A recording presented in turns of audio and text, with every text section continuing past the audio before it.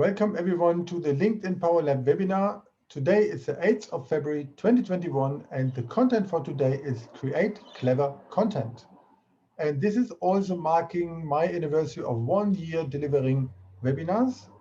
I used to be meetup group owner, still have them, but we have been doing this online for a while now, started actually before the pandemic.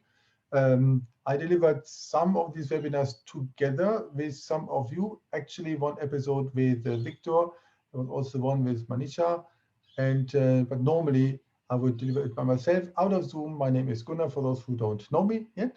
So then I would like to guide you through the program, what I've lined up for today. You will see one thing through my slides, which is a bit of my trademark. It is to combine words with the same letter at the beginning. So therefore, the topic today is create clever content. For me, content is the salt in the soup. So for those who don't know me yet, so my name is Gunnar. I'm a social media consultant. I'm blogging about social selling for 15 weeks in a row. And I also created 3 online courses. There's a new one upcoming. It's at the end of the slides. And actually, I'm in my professional life, I'm working at Hootsuite in the area of partnerships. And I'm actually also working on the Hootsuite Academy to improve the social selling course over there. So that's lovely. I also wrote some books. And if you would like to talk something, please do so in the chat room. That would be very good because we arranged over the last couple of webinars a very nice way of engaging on the chat. And that helps me a lot also to create further future content. And that's a good thing. So let's go into the topic for today. I put it into 3 types of subtopics. The first of all is set up a content plan. If we don't plan our content, we cannot simply only write. That makes no sense. Then we need to write it. And if you see further, the next one, we need to support the engaging post. So it's not just writing and then it's gone. But as write would start with a W, I thought I'd take the word scribe. So I have 3 times the S over there. And we need to provide material that is converting. I'm not sure if you can hear the birds outside of my window. If not, then let me know if it's too loud. So a statement at the beginning, and sometimes it's good on content to be a little bit provocative. So then my point here is to say that content is not king. It's a typical saying that content would be king, but I don't fully agree. In my view, content is prince and context is king. Typical example, and I've been working with Deloitte. There was a partner for risk management, safety risk, and so on. And he had a lot of interest in researching about the material and share. Good idea. But he has done it on a Saturday when nobody either has been on LinkedIn or maybe on LinkedIn queuing for the barbecue, waiting, going on LinkedIn, but not with the view of reading about safety risk. So then it needs not just the content for the right person, but also the right context and time and mood. When this does not work, then you should detach it and use a scheduler so that then you can line up all of the posts, whatever is needed, and make that happen. Then it's much more easy that whenever we write, maybe in form of batching, write 3, 4, 5 posts in a row, and then make that happen. That's a better approach. So welcome also in the meantime, Demi and Angelo. So then see more and more coming. That's very nice. So let's first look into the setup. As a writer, I cannot write without reading first. So I sometimes write critiques about the Sydney Opera House, but I should know about the operas beforehand. I should even know the audience. When I'm writing for an opera magazine in Vienna, it will be different compared to writing in a regular newspaper here in Sydney because of the audience is different. But even when I do this, it's a question of we need to plan content first. We need to plan the timing, what we would like to post when. And my question to you, and please use the chat, I'm curious about the answers. That would be question number 1, that would be 3, as you can guess. Do you have a social media calendar in place? Let me assume Demi will say yes. Do you have a social media calendar in place? And please answer in the chat. I have one for 70% posting and 30%. Yeah, Brandon, we will work on that for sure, because I strongly believe in your business it is very helpful, our business. So that's an important topic. So Brandon is working for a software as a service company called Will HQ, and of course this is an important topic, that content is there to help people to consider having a will. So it needs to come to a decision, but before people need to know about it. So that is something that needs to be well planned. Can work on this. Yeah, and Angelo, you said it's hard to follow the plan despite you have one. Sure, but therefore you can also always review the plan, because there can be reasons for that. Either the plan was not good or reality was not good. So it's interesting to see. Graham, you have this, and I like your content on photography. You're a master on that. So that's very nice. Yeah, not always so easy to have these plans available. Not sure if somebody else would like to answer. So let's look into how we would actually do that. So my suggestion would be, and I sent the link here into the email that goes out 12 hours after the call, which is tomorrow morning, 7 a.m. Sydney time. So here's an example of a social media calendar from Hootsuite. It's there normally available. It is in a Google Sheet, but you can also download it as an Excel form, where you can plan by when to write what. And having this from Hootsuite makes sense, not only because I'm working there, but it is a content scheduler. So then therefore it is somehow well connected. But that is just about planning the timing. But first we need to know what type of content we would like to have. So by mindset, I would say, let's take social listening first. What actually is that? Social listening is an approach where we listen into what the market has. We can do this using Twitter. We can do this using Google. As companies, as corporations, we would use other software for this, like Brandwatch, Talkwalker. So let's look into the assumption we use content for advancing business conversations, or simply to call it selling. If you would like to sell, we need to get people at the top inside, down through the middle of the funnel to become a customer.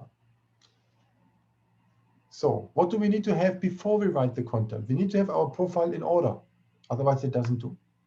So we should clearly show what do you do to help whom to achieve what. We can have a proper headline, because whenever we act as content and react with our content, our headline is written under every comment and every post. So that should be proper.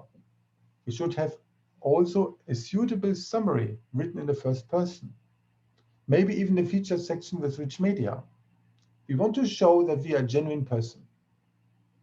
When we don't do this in the first place, and we create content and post it, then people would not want to engage because they do not see who we actually are.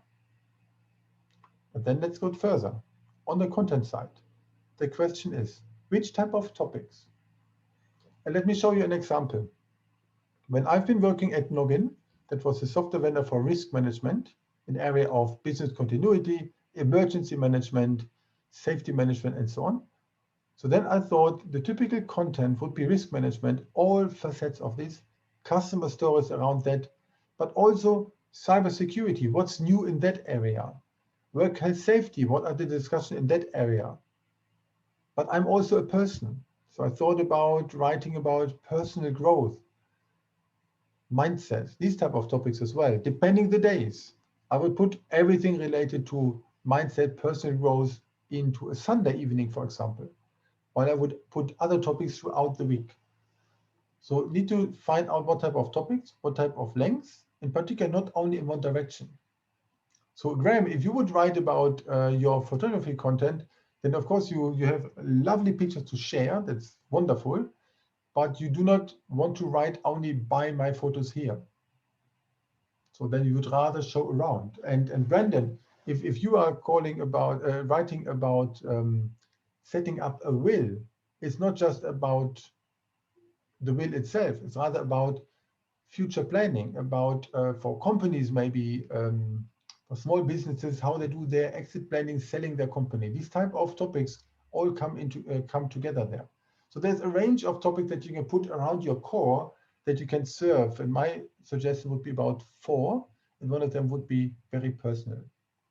Next topic is the question, should the content be curated or created?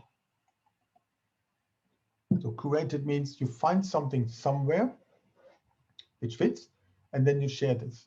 So one example that I like to use is medium.com, the world's largest blogger platform, or maybe Thrive Global, which started on Medium, where are good articles on topics which resonate with many people.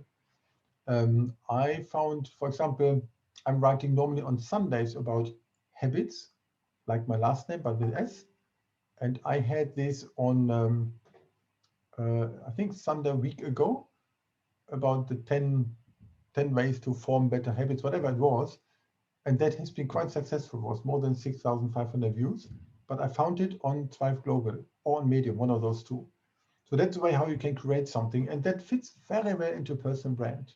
So in that sense, a shout out to Belle here in the call, because Belle, you added some topics around your healing and well-being that you found there on Medium. And I think that fit quite well into what you want to say and into your personal brand. That adds a lot.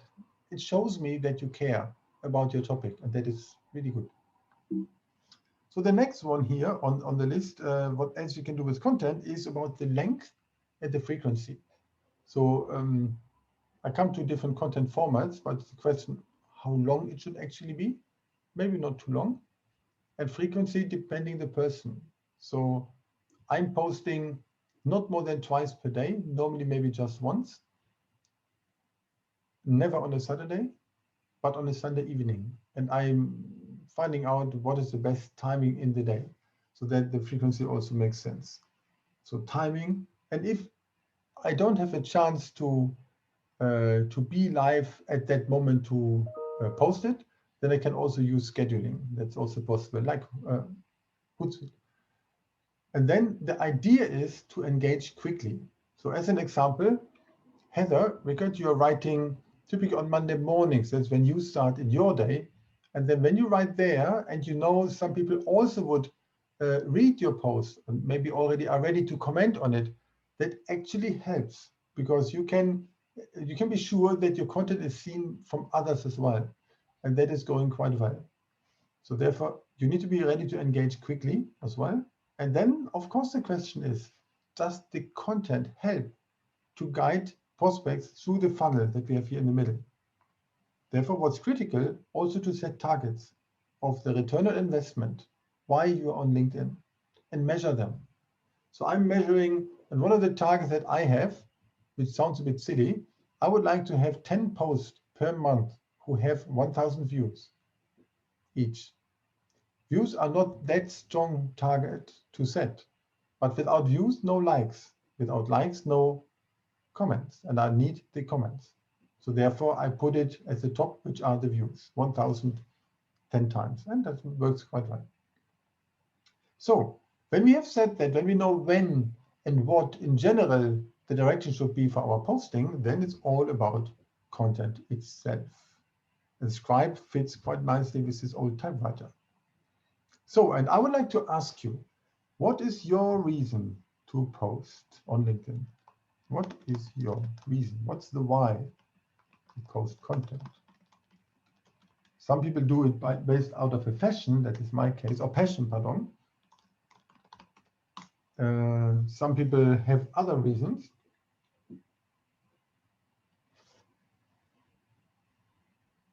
So let's see. To create connections. Well done, Heather. That indeed is true. Because if you don't write, nobody sees it. And then you are just sitting there to have a profile. But you can get in front of your audience. Visibility, Manisha, exactly. Offer advice, exactly. Without pitching, Heather. Of course, you don't do. Promotions, how photography can help. That's a good one, Graham. Not just the photos, but also what's the impact of this? To increase the number of followers, yes, agree, and build on thought leadership. I like the comments, good one. By the way, how to find topics to write about a post? It's easy. Create a webinar and ask the participants like this. I can easily write something. Build authenticity of my brand. Exactly, it's your brand. And content helps. So let's look. We need to choose wisely also what to post. So many don't really know what to post.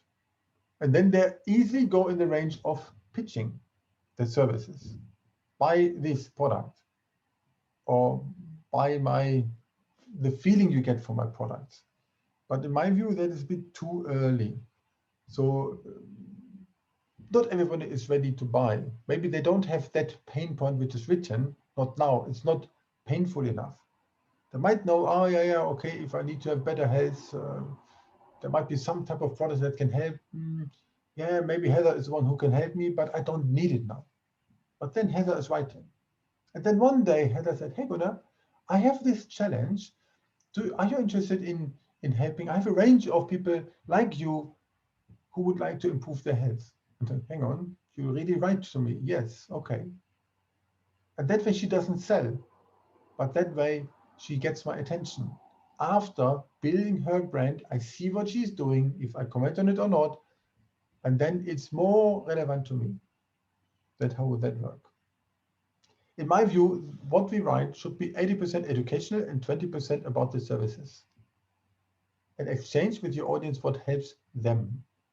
And this 20% about the services can be actually driven in a comment. So here's a post that I wrote in 2019, where only in the comment I announced that I have my first online course about social selling. And it has been visible. That was quite interesting. So some people wrote about it. Hey, finally you have some offering. Yeah, but I didn't want to pitch. By the way, you see also one thing. In the picture there, you see 4 people who are all happy somehow at an event. There's nothing better than using what is called UGC, user-generated content. That's a big industry term. And there's even companies who help brands to achieve that. But we are not large corporations. We're here normally in the small business area, all of you attending here. So therefore, we can do our pictures from typical life scenarios as well. The only thing, we need to ensure that the people pictured on it agree to that. Otherwise, it doesn't work. And there's nothing more engaging than a picture of people in a real life scenario, not stock images and not actors. So that is much, much better like this one, to have Maria, Junior, Christopher, and Jeff on it. So that's a good one. So adding your expertise, collaborate with some of your clients is possible. Then tag some people in there. So we can choose wisely what to post and where to find the material. There's so many sources. Can be our sources, can be others. So when we curate, we take content from somewhere.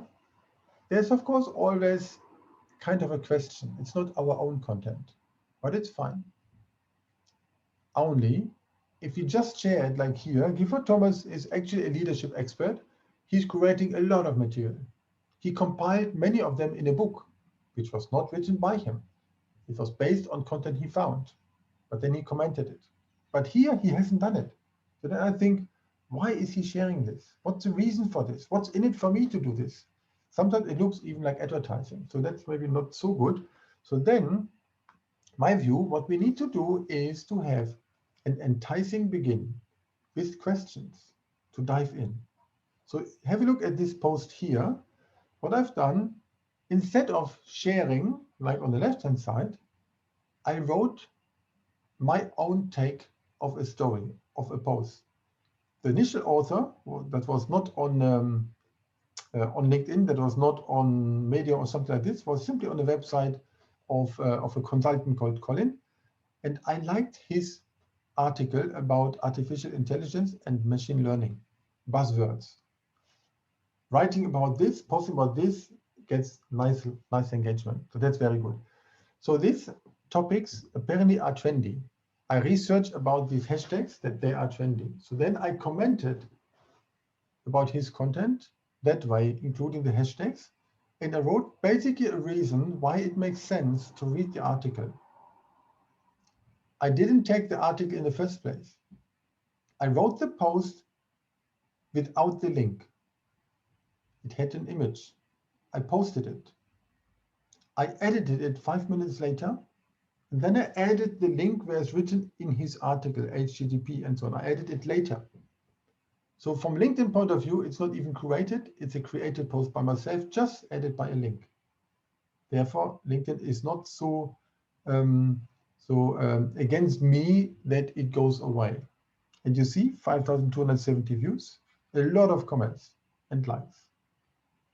In particular, as the author itself, Colin, only had 500 contacts. So this post got him quite nice engagement. He actually got leads from me posting about his content. So we can be perceived as a writer, despite we are just curating. And he got nice comments. That's the curation part. But anyway, what type of content formats do we have? What can we do? The first one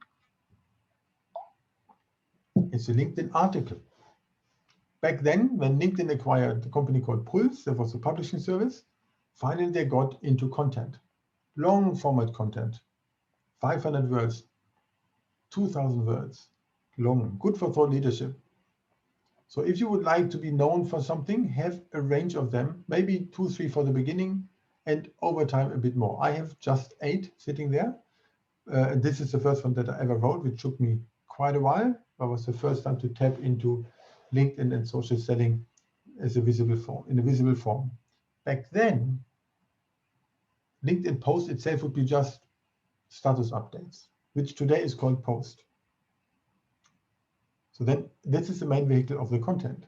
And you can see one thing what I'm doing here. Unlike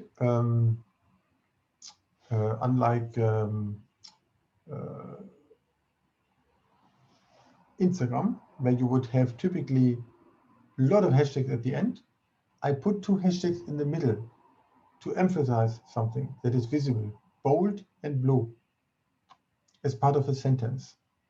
Do 3 of them, 3 to 5, and then you're fine. Not more, it's not Instagram. You can add images or without. But if without, then don't use text blocks, never more than 3 lines without a free line. So this one here works, but if I had paragraphs 2 and 3 together, it would be too much as a block. Wouldn't work, people don't read. And the third one is video. So here I added a native video, which came in 2018, if memory serves me well, that you could add a video, upload it directly into LinkedIn, and you can even upload a capture file for the text, as you can see here in black and white.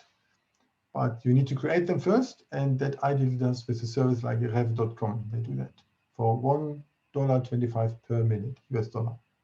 So these are the typical formats that we have seen. I'm strictly against videos created in a car, because the message to the reader is, I don't have time to find a good place, if I do just in between. Not good. I wanted to do on the ferry, but it's too loud. So I've been there in Circular Quay missing the cruise ships. Anyway, and also LinkedIn Live is the next one. It's a more newer content format that we can consider as well for us. And maybe you have already done some. If so, please let me know. By the way, I just saw a comment from Bell, the system that I mentioned. I think you meant this on the video site at rev.com. Otherwise, let me know. So newer content formats, we have documents. Documents means we have maybe a PDF of 3, 5, 7, whatever number of slides after each other, and you can go through them. Here's an example of a slide set from a presentation at a meetup event. 10 of them might be a bit large, and the text might be a bit small. You can play around that. And one master of this here in the call is Dimi. You are doing this very, very well. 5 pictures or slides created in canva.com to show why it is important to engage on LinkedIn, for example, how to build a network, how to increase followers by 1,000 connections that you posted recently. Well done. So it's really, really good. So then these documents, I must say, this is what LinkedIn really likes. So when I've done it for the first time 1.5 years ago, I got amazing number of, I think, 8,000-9,000 views for just the document. I didn't have a good image. The photo has not been good. So then I thought, okay, I take some of the slides, put them together, upload them, and huge engagement. So this is what really works well. And I think, Heather, if you remember that from your BNI chapter, I think Heidi has done that as well. It goes quite, that's a good one. The next one are polls. You can do a poll that has been introduced nearly a year ago, and then you can learn from the audience. Don't overdo it. If you have a large following, in particular very engaging, then it goes well. So this is here by Sue Parker. She has less connections than I have, but more engaging density of her connections. Therefore, we got 510 votes, which is super. So then some of us has been already trying polls as well, but it makes sense to not to overuse it every now and then, and it runs for a week. That's good. I could see as a poll creator the results, who voted what, but the people normally cannot see only their own. And the next one are LinkedIn stories. I'm not a big fan because it's a bit like Facebook stories, Instagram stories. But yeah, the meantime has been rolled out more broadly. Australia came long before the US, and it's an other way of engagement. Facebook runs the stories, and in Facebook you can use them strategically very well. You can say you post regular topics on Facebook, nice things, personal branding, holiday pictures, whatever you do. But then the more selling approach topics, you would then run only in a story in a way that is highly engaging. People engage on it, they maybe like it, or they put a comment on it, whatever it is. You have questions like polls there as well on Facebook, and similar thing here on LinkedIn. You can engage in a different way on that. Here they're only 24 seconds long and 24 hours visible. Yeah, one other topic. And the next one, haven't done it yet, is a LinkedIn newsletter. New, not everybody has it, but it's a new approach. That's what I like in social media. There's always something going. Is anyone of you also on Clubhouse, the latest social media channel? Clubhouse exists only on the iPhone, not on Android. That is an audio type of thing. We would have rooms where we can talk about topics, because social radio is coming more and more. And that's basically what it is. Not video, just audio. So if you take the LinkedIn post as the key content format, many of you are posting on it. Heather, how to get on Clubhouse? Somebody might invite you, you get an invitation code, but you need to pre-register for this. If you have an iPhone, let me know, I'm happy to connect you. So content format, 1300 characters max, with about 200 words, and you can add images. Here you have the text and the images. And let me show you the structure of this post on purpose. So I use hashtags. You can see I use hashtag in the sentence. LinkedIn, Social Selling Monday, Social Selling, 3 of them. 3 is enough, should be 3 at least, because the URL of the post includes the hashtags. I add photos. If you add more than one photo, you would like to reshuffle them after posting, impossible. So then here I had these 4 of them, and Graham, nice to see you in the call today, and you are on the image there at the bottom left. That was in May 2019. So that is good. Anyone else from you here, there? Yeah, Victor, you're on the top image as well, second from the right. The world is small. That's good. So what I've done here with the pictures, I clicked first this big one, and then I clicked all the other 3, and then with a little bit of playing, it came properly. So that was good. So then what else I've done? I started with a question, and I could close with a question. Here I've done rather with a call to action, looking forward to the next event, but I can also close with a question. Because if you see this middle image, it shows that I only have 1.5 lines, and then free space and see more. And there are the images here. I've chosen these photos from my meetup event on purpose because it looks like the people apparently they had some fun going there. There must have been something good. So therefore, when you read it only as a post with a question, it's enticing a lot to press on see more button. That's important. And then when the people press on see more, the readers, then they can see the whole text. And in my whole text, I wrote, I had a lot of free lines in between on purpose, so that the flow of reading is easy, in particular on the smartphone. And this whole thing, this whole text, including photos, takes me 15 minutes in the meantime. It was longer when I started, but in the meantime goes very, very fast. Sometimes I'm sitting just outside, have a thought, write about it, post it or schedule it out, and that is going quite well instead of really thinking, overthinking the topic. Then every post has a URL that is worth to repost it, or at least to go back into this into the post. That's not easy on Facebook, but much better on LinkedIn. They don't go away. You can have text with images, without images.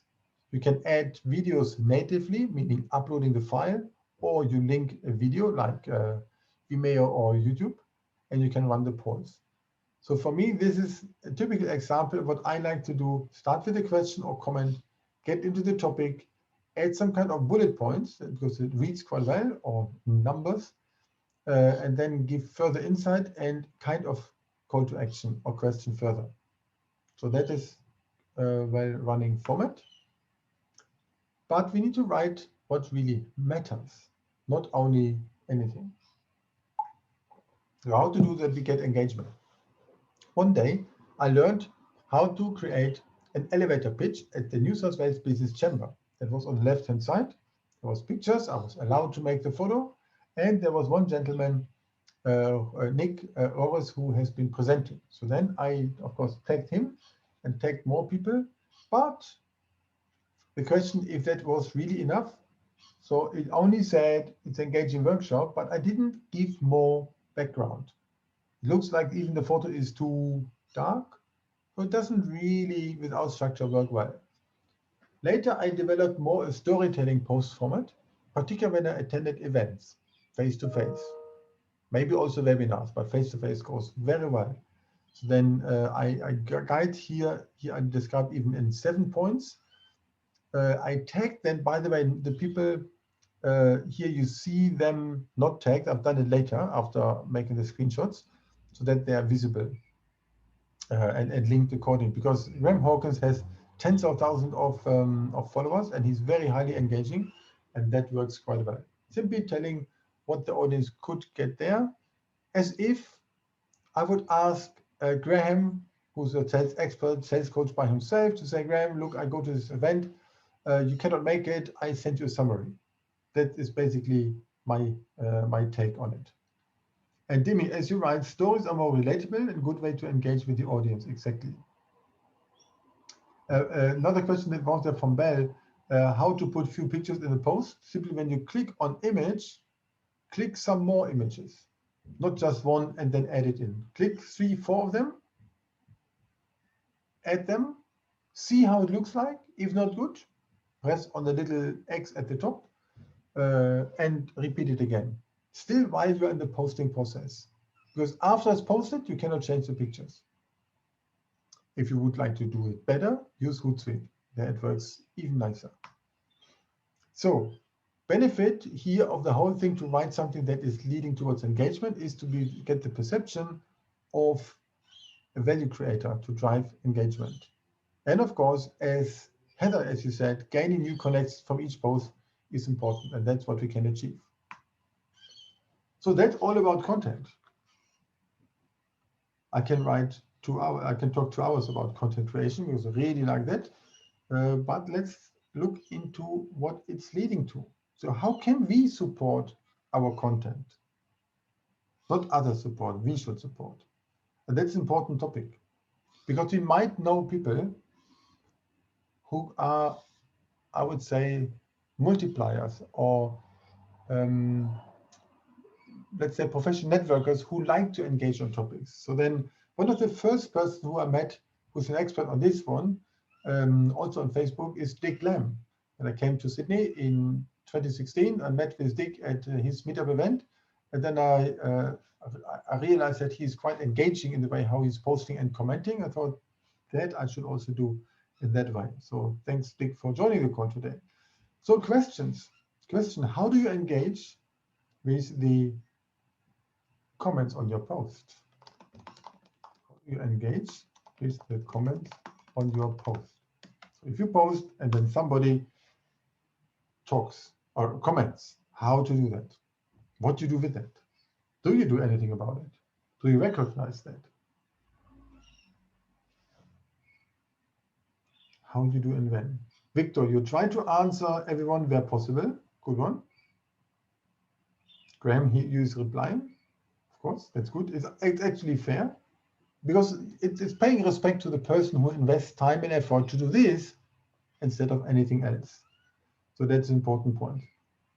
So the question is, of course, when we do this. So I make sure when I'm posting, like I've done on social selling in the morning, that I went over lunchtime to engage with this, and I went then later in the evening about it. And in particular, if I still look, I already made the 1,000 views. Lovely. I will like my post. That sounds a bit silly to like my own post, but I do it on purpose. Because sometimes people get a notification that Gunnar likes something, or I see what they like, it's fine. So then when I sometimes, after a day or two, I unlike my post, and then I re-like it again, others see it. So sometimes I toggle in the 4 coming days during that week. So there is a purpose behind. So now some comments I still need to engage. And what I really like is when people comment more than one line. I'm allergic if somebody says, great, you rock, shared. It doesn't lead to anything. It shows only, it's a disservice to them. It shows they cannot produce proper sentences in English, or they don't actually care. So here on the post today, there was one lady write 9 lines, one actually colleague from Hootsuite 10 lines. And even when it's just a short one, it's at least a feeling of appreciation for what I've been doing. And then, of course, I feel I need to comment about it and thank for that.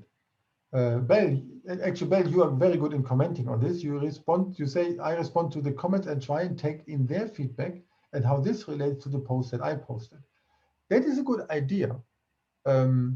Normally, if you comment on a post, you would say what that post is about. You take your own example, story, feedback, or simply disagree. But another one, and Ben, you bring on a good idea here, is to say that you connect this with something that you posted by yourself. And that means you're not pitching and you're not selling, but in the opposite, even better, you position yourself in your expertise in that area. That's very good. Well done, Ben. Very good. So giving more detailed information on the response to the post, Manisha, exactly that is, because as you are an expert in your area on artificial intelligence and so on, and modern digital transformation, you of course would like also to have a chance to show your expertise. So that's very good. Yeah, so then the comments are really good. So I say use commenting to win engagement on LinkedIn. For me, an underrated strategy to gain the followers and raving fans. So before you even have an offering of some thought, you can surely create lovely comments to position yourself as your personal brand for something. So you post, it doesn't matter if it's created or created, you can use the right timing, that you comment also in a time when they see it. If I post at the wrong time, nobody sees it, I have a hard time to make it happen, to get it in front of the audience. And then you multiply. And that is important as well. Share the post has not been so much in favor over the last 2 years from LinkedIn, will become more important in 2021. If in the past you shared, there was an example earlier in the slides, it was just shared. In the meantime, LinkedIn will make the initial post bold, and then you can, it looks better. It will lead to more engagement in the future. Important also to tag people. So I like to tag people, not many of them inside the post, but more in a comment afterwards. Because I do not want to misuse the real estate of 1300 characters. And also what I do, I take the post, the URL of the post, simply by the top right corner, I can then share it or in whatever way, and then I say copy the URL. In the desktop is of course easier, but it works on mobile as well, and send it and say, hey, Manisha, hey, I found this type of post or wrote this post, which I think might be quite helpful for you. Or let's say, I'm seeking your expertise. Can you please add some comments about this? Because I would like to position you. Or I simply seek your advice that it helps in the overall discussion. Brandon, you say, doesn't everyone post at a good time? Brandon, what is a good time? 8:30 Perth time is already before lunchtime in New South Wales. So good time is always very relative.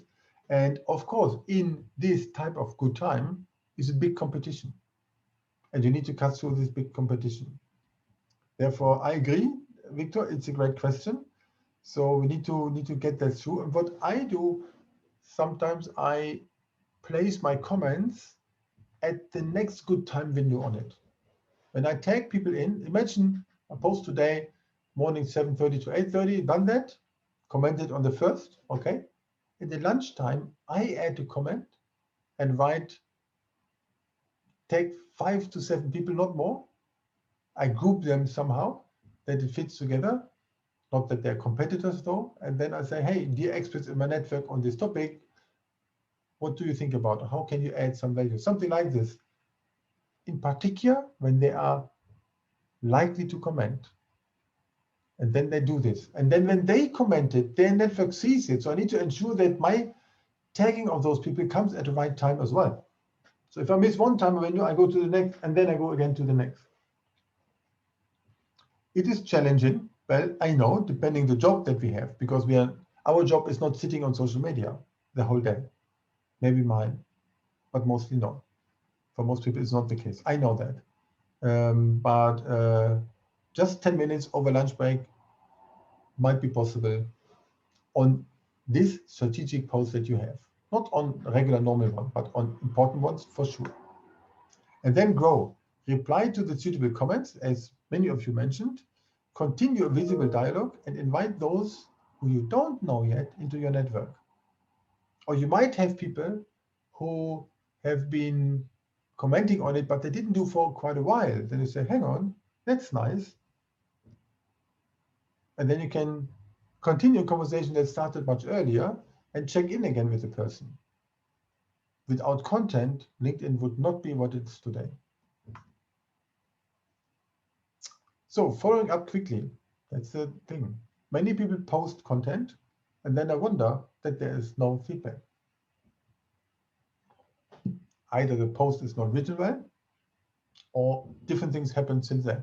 People post it and forget about it. Or maybe they schedule them, but then they don't do anything about it. Sometimes happens. If I go on vacations, I schedule the whole week through and I don't need to look in it. It's good for me, but not for my posts. So here's one that I wrote. Imagine you found great content for your network, you press on share and then nothing happens. See more. So people would press on it. But if I don't utilize or support this post further, it's not working well. So the fortune is in the follow-up, typically. So most people don't have a regular checkpoint per day. So yeah, Brandon, you write you are in WA 3 hours earlier than New South Wales. Early in that sense, yeah. You posting the same topic twice, I would rather say is a disservice because LinkedIn, same as Google, they recognize same content. So that would not help. So therefore, it's a question you can toggle. One post, one day you focus on WA time, another time you make your most important post focusing on New South Wales time. If you post before lunch New South Wales, it still hits the morning window somehow. Would be better with 4 hours different, but 3 hours is manageable. And use then a comment later to wake up the people again. When you post at 8:30 Perth time, 11:30 New South Wales, you hit the early lunch, that's good. But what happens at Perth lunchtime 3 hours later? Then you add people from WA who might go to lunch break, so to say, that they can see it. So that's why how you would connect these things together. Therefore, schedule dedicated time at the end of the day. When I've been working in the CBD in Sydney, commuting by ferry, it was easy. Sitting on the ferry for my 20 minutes, all the time to post. I should better watch the scenery with the Opera House, I know. And here you can see how it looks like. So we have, yeah, Heather, you should have been there, but for whatever reason on this screenshot you are not. So you can see how I've done it on the right-hand side. Danica commented, and then I thanked her and added, and even as this comment from Danica was good, I added then a hint towards Priya, I thought, and Edward and Sarah, because they had some comments on this as well, I thought, and then they commented later. Or sometimes I simply say, to Yuri, that's important, agree. But it's nice to see then a dialogue getting further, like in the example in the middle, where Tom commented, somebody else commented, I think it was me, then Heidi, and then Tom again. That's what I like. We create something. And it shows us being active and responsive. It shows we care on what others writing on our material. And that is important. And of course, increase engagement while it is fresh. So the next one would be how to engage, not just in the comments, but you can do direct messaging. Typically, email inboxes are full. I'm overseeing some 12 email addresses, not always so easy. And yeah, even in LinkedIn, you cannot really filter something. So it's not so easy. So I wrote here with Alex, but if I wouldn't see this, then of course it takes a while. And you can see even on the screenshot here with Alex Abate, we wrote in January 2017. And then in July, that was 2020, pardon, 3.5 years later, we didn't comment on it. So the history of all engagement sits still there. That's good. But you cannot filter well. Not so easy. Sometimes a missed chance when you have 20 people who write on you, plus those who connect with you and have a nice message. How to get there? So we can use two things. We can use voice. Is any one of you using voicemails in LinkedIn like you would do on WhatsApp, Facebook Messenger, traditional phone voicemails? It's easy. It's nice. On the mobile app, you simply press the bottom towards the right-hand side, leave a message up to 60 seconds. I used this with book authors when I ask them for answers to my questions. I say, if you have no time to type it, simply leave me the messages. I hear them and I type them. Yeah, Victor, hey, welcome. That's nice that you see. You said you didn't know that it was available in LinkedIn. It's already there for a while. Maybe 2-3 years, and I like it as well. Some people are master in this.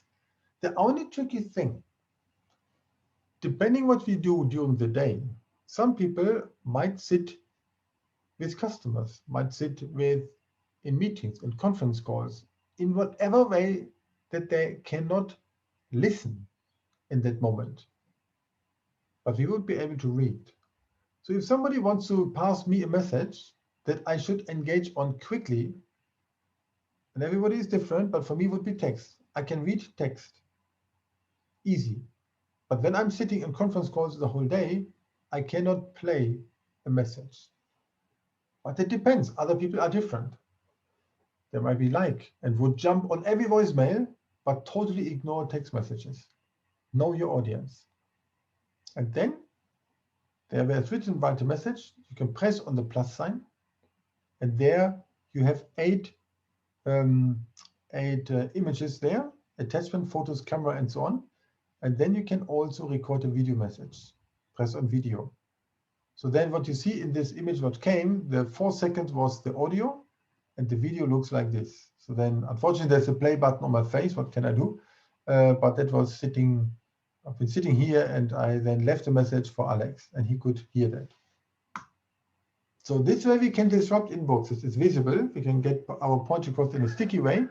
A particular video helps to show us as a person to simulate real-life meetings. Like I see all of you, or at least those of you here on my screen. I see Brendan, I see Bell typing, I see Graham looking on the screen. So that the same thing here. I can easily leave a voice message, particularly in a virtual world, then I'm perceived as a real person. So we can use these functions to share about our content as well. So advanced, it's a new clothes. There was an old movie where there was a famous statement, ABC, always be closing. But in sales, it's not about closing the deal, but advancing to the next stage. That is what now counts. Let's say even opening. Some people say opening is a new close. But anyway, I strongly believe it goes from pitch to pull. I'm happy for everyone who comes with some kind of stupid questions, stupid pitching request that I can immediately ignore. People go straight in it. So if you see someone like this one here in the foreign exchange trading area, said, hello friend, I'm not friend. It should not be in large F, and it's missing some stuff. Invading to your privacy, but would you mind asking a question? Of course not. But I'm happy that the person asks. Be polite is good. I do not need to tell him I do not want his business, but at least sales push doesn't work. Somebody asked me if I would like to buy nails, 10,000 nails. I'm not in construction. They shouldn't read my profile. It's not my business. Nobody wants to be sold to, and they run away. They might want to buy, but not to be sold to. And also, first, we need to build trust online. Unfortunately, there's too many stupid people out there and scammers. So we need to pay attention. So what we do from pitch to pull, I rather like that we invite suitable prospects also into our email list, and we can combine then things with LinkedIn and outreach in form of a cadence. If we use LinkedIn, then we use email, then we use maybe text, and we use LinkedIn again. So then here's an example. Dimi, that was you and me. We have been chatting. And then I in the dialogue, I added, and then you added more, and I added more. And here I said, I can share more about the program by email. I say, so there was so, should be so, I saw your Gmail account address in the profile. Is it fine to you that I can leverage the same process that helped Jane to learn and earn nicely? Basically, I wanted Demi to buy my program, affiliate marketing program. But instead of saying, please buy my service, I simply said, hey, I talked about Jane. Jane learned and she could earn about this. It's a good one. And can I please share something to you by email? So I bought the permission that when I earn the permission to send her emails, then of course I can put this into my regular email outreach possibility. So I combine LinkedIn with email. So what's the benefit? Double approach of email and LinkedIn. And we can advance step by step in a combo with a personal touch. By the way, typically the webinars run until 8. So then we are already at 8, but we started a bit later as not everyone has been there on time. So therefore, I hope that went well so far, and now only getting into the next steps. Until then, what I saw on the chat, Victor, you said, yeah, great that LinkedIn also has these voice and video functions. Indeed, all have it in the meantime. That's a good one. So next steps, how can I help you? Same thing. I try to first provide value, run the webinar, all about content, and I'm extremely happy, pleased, and appreciate that you have been taking notes. Saw that. That's good. So what to do with this? How can I help? I do a couple of things. I can help to figure out if I can help you. And I've done with some of you already, like say a free discussion. I can help also in the refreshing the profile. And I've been very happy and grateful to work with people where I can also learn from. So for example, one lady, she's 80-year-old. She's got all of Australia, does a lot of volunteering experience, and she would like her LinkedIn profile to be improved in the age of 80 for gaining more speaking possibilities in not-for-profit. I'm happy to help. That's good. And I have a membership program called Organic LinkedIn Habits, like my last name. It's an online course with library and activities. And here you can see how it all looks on that one. So how does it look like? My membership program has 3-level. Access is online course for modules, 12 plus lessons, about 80 minutes of video.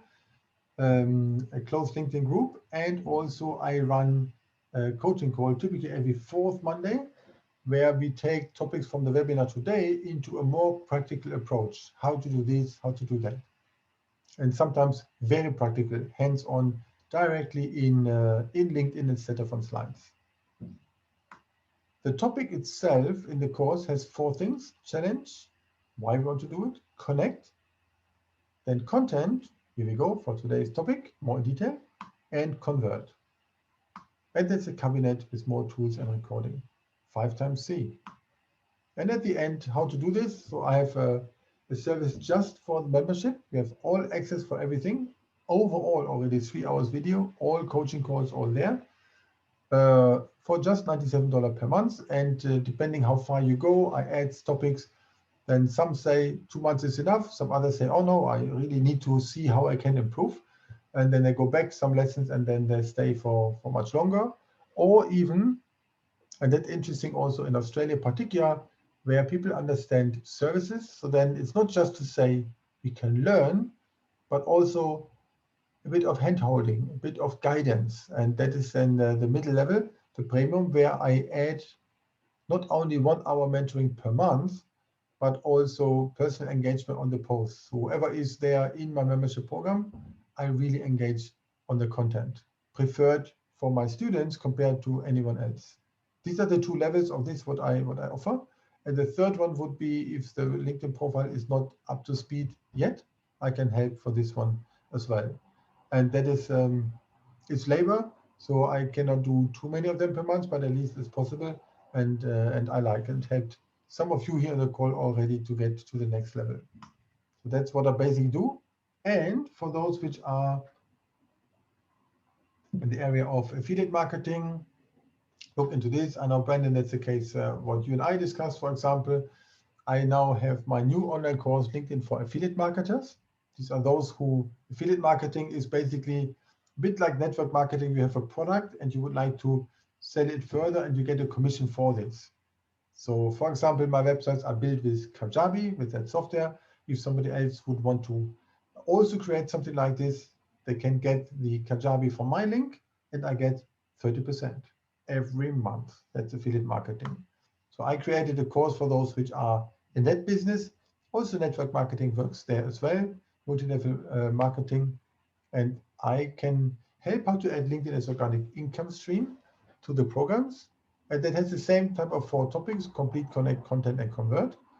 Content, I write here RSVP mode. R stands for results. S stands for style of living. Would be lifestyle, but L doesn't look so nice when I would like to come to a term. V stands for value.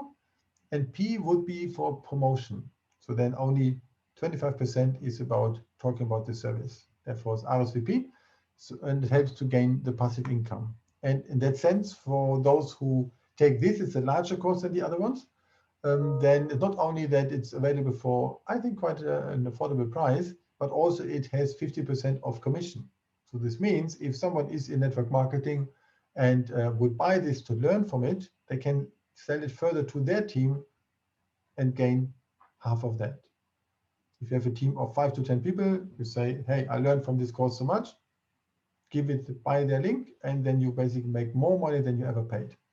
So I play affiliate marketing with affiliate marketing. So that's the latest what I developed. Is currently in the pilot test. So then if you want to get on the waiting list, I share the link afterwards. It's nice to be myself in affiliate marketing as well, figuring out there's all these new shiny projects, not shiny programs, but how to promote and where to find a good niche. And LinkedIn is what most people don't do yet, but LinkedIn is the best way to find the right level of people. Facebook doesn't tell if a person is a member of maybe MWay or Easy One-Up type of programs, but in LinkedIn, we know that, and that's good. Anyway, that's what I wanted to say. Here's my organic LinkedIn community. Many of you are members. Actually, I just surpassed 600 members. Need to update this. So this is what I wanted to share for today. A question that I see there. Thanks, Angelo, for joining. Glad that you found it helpful. That it's good. Bell, you wrote about the voicemail on the next webinar. I put it actually into the next coaching session. that I talk more the practical things, how and when to do this. That's better than just on slides. You also said that's very valuable. How to find people on LinkedIn with whom you have not engaged with for a while. LinkedIn doesn't have a feature for that. Would be so perfect to say, show me everyone who engaged with the last 30 days. Show me those people who didn't engage for a year. So then do something with it. Kick them out, re-engage, whatever. Thanks, Victor, also for your comment, and Graham. So thanks, that's good. And I will share these recording and the slides to be published in an email sent to you 12 hours afterwards, after the webinar. I will put it basically on already soon after the call. If you have any more questions, please let me know. Otherwise, I'm happy that you all attended. Thank you for that. Appreciate.